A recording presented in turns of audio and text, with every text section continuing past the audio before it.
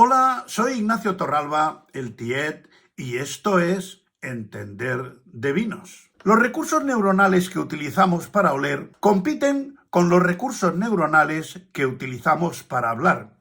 Por eso, generalmente, nos resulta difícil ponerle nombre a un olor. Cuando se asocian el olor y el color, las áreas del lenguaje se retiran. Por eso, en esa situación, tenemos tendencia a quedarnos callados. Los estudios académicos tradicionales han considerado el olfato como un sentido secundario. En el año 2017 se publicó un estudio en el que se alertaba de que teníamos infravalorado el olfato. En el siglo XIX se empezó a detectar y a saber para qué servía cada área del cerebro y se empezó a difundir la idea de que el sentido que ocupaba una mayor área en el cerebro era más importante y se comprobó que la zona del cerebro responsable del olfato es el bulbo olfativo, que representa el 0,01 del cerebro, o sea, un 1 por 10.000, por lo que se llegó a la conclusión de que si ocupaba tan poco espacio en el cerebro, no debía ser importante. En la larguísima evolución del cerebro humano, la parte que se desarrolló más recientemente es la corteza frontal, que es la parte más evolucionada de nuestro cerebro, que es la zona que está sobre nuestros ojos. Por eso, cuando nos queremos concentrar, intuitivamente nos dirigimos a esa zona. A medida que se fue desarrollando esa zona, el bulbo olfatorio se fue retirando para dejar parte de su espacio a la corteza frontal, que daba lugar al libre albedrío. Grandes filósofos como Kant dijeron que el olfato era algo básico, que despreciaba al ser humano. Los bulbos olfatorios, a los que generalmente nos referimos en singular, son dos y están en la base del cerebro. Imaginariamente, si pudiéramos meter los dedos por las cuencas de los ojos, podríamos tocar los bulbos olfatorios. Es una zona realmente muy pequeña, pero se ha comprobado que tiene un número de neuronas equivalente al de otros mamíferos. Y su estudio a fondo ha revelado que, a pesar de ser tan pequeña, tiene una gran capacidad competencial.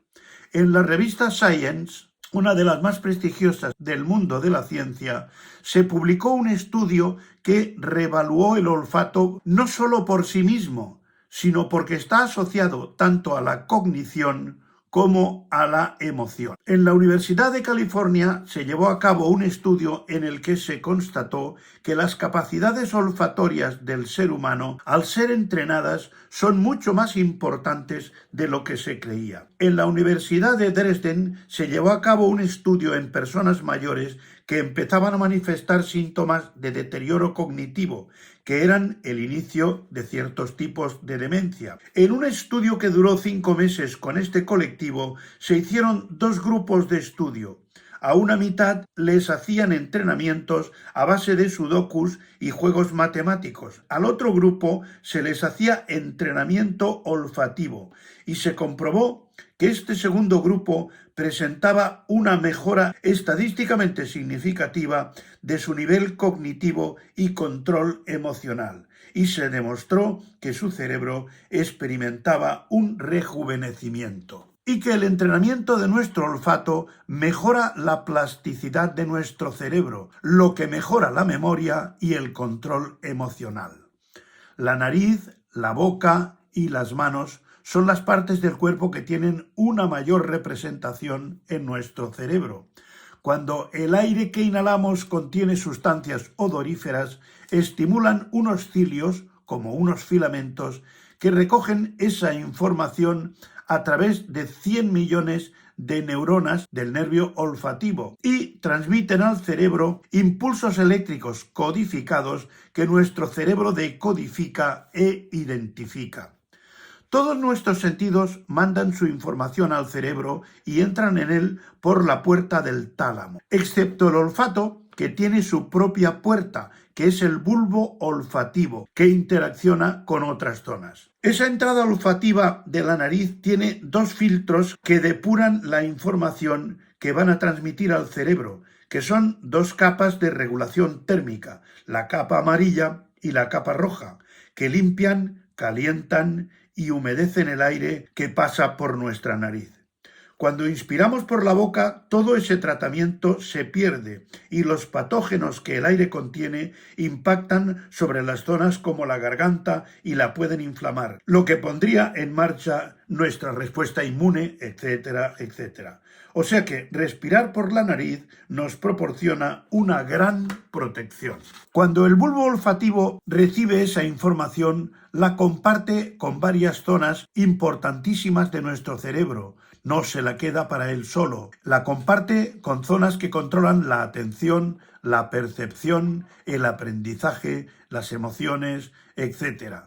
Y resultan de gran importancia para la memoria y para la información.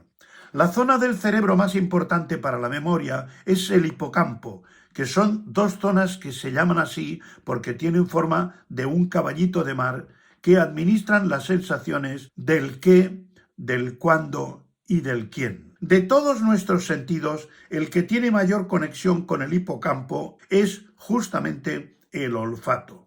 Todo lo que recibimos a través del olfato tiene mayor impacto sobre la memoria que lo que recibimos a través de otros sentidos, por lo que tiene más capacidad de evocar recuerdos que cualquier otro sentido. Cuando nos acercamos a oler algo, lo hacemos por la nariz, no lo hacemos por la boca, y esa información tarda unos 300 milisegundos en llegar al bulbo olfativo y de este al hipocampo. Para que el cerebro pueda recordar e identificar algo, millones de neuronas tienen que coordinarse para emitir impulsos eléctricos a un ritmo de 50 o 100 veces por segundo, de forma coordinada, lo que es extraordinariamente complejo. Eso requiere que haya un director a cuyas órdenes actúan como los músicos de una orquesta, y ese director no es nada menos que la inspiración nasal. Cada vez que inspiramos es como si el director de orquesta moviese la batuta. Eso solo sucede si inspiramos por la nariz, y si en esa inspiración va un olor, esa coordinación de las neuronas es más precisa y hace que la respiración, que la mayoría del tiempo es inconsciente, se vuelva consciente. La inspiración consciente da una orden al cerebro diciéndole que la información que sigue es importante. El entrenamiento olfativo no solo es entrenamiento olfativo, también es entrenamiento cerebral. Por eso que haya olores en el ambiente da órdenes a varias zonas del cerebro de que estén más alerta. El momento en que inspiramos conscientemente por la nariz es cuando tenemos mayor control sobre la memoria. Cuando se está captando una idea que queremos recordar posteriormente, si estamos inspirando por la nariz, tenemos un 37% más de posibilidad de recordarlo luego que si estamos inspirando por la boca. Entonces es más probable que se nos olvide. Si respiramos habitualmente por la nariz e intentamos identificar los posibles olores ambientales, estamos haciendo una gimnasia buenísima para la evolución de nuestro cerebro, activando y desactivando zonas del cerebro que son las que se deterioran con el Alzheimer. Antiguamente, cuando había muy poca higiene, cada persona tenía un olor corporal por el que era fácilmente reconocible. Las personas que van a tener demencia algunos años antes empiezan a tener deterioro de su capacidad olfativa. Y esa es una de las pruebas que se hacen a las personas para poder predecir si van a padecer Alzheimer al cabo de 10 o 15 años. A nivel médico, al olfato se le llama el canario de los mineros de la demencia senil y el Alzheimer, porque su deterioro es el primer indicio de lo segundo. El hipocampo y el bulbo olfativo son zonas cerebrales que se desarrollan más prematuramente. Se ha demostrado que existe incluso olfato prenatal, porque las cremas y los perfumes que usa una gestante, cuando nace el bebé, busca a su madre por esos olores, porque solo puede identificar a su madre por el olfato, porque aún no puede verla. El sentido del olfato está íntimamente ligado a las emociones. Cuando olemos algo, antes de saber lo que estamos oliendo, sabemos si huele bien o huele mal, y luego podemos identificar o no el olor. La amígdala es una zona cerebral de la forma y tamaño de una almendra, por eso se llama así. Es la que gestiona las emociones y es también una de las zonas con las que se comunica el bulbo olfativo. Por eso siempre nos producen emociones más suaves o más fuertes o neutras. Un olor agradable refuerza el aprendizaje porque interesa al cerebro por esa información.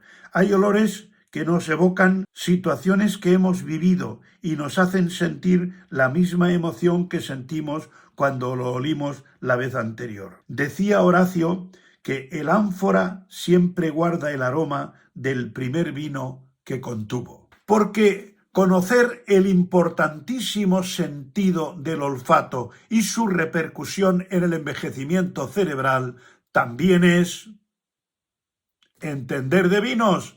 Hasta otra. Y perdonad porque este vídeo ha sido un poquito denso, pero es que a mí la neurociencia me gusta mucho. Hasta otra.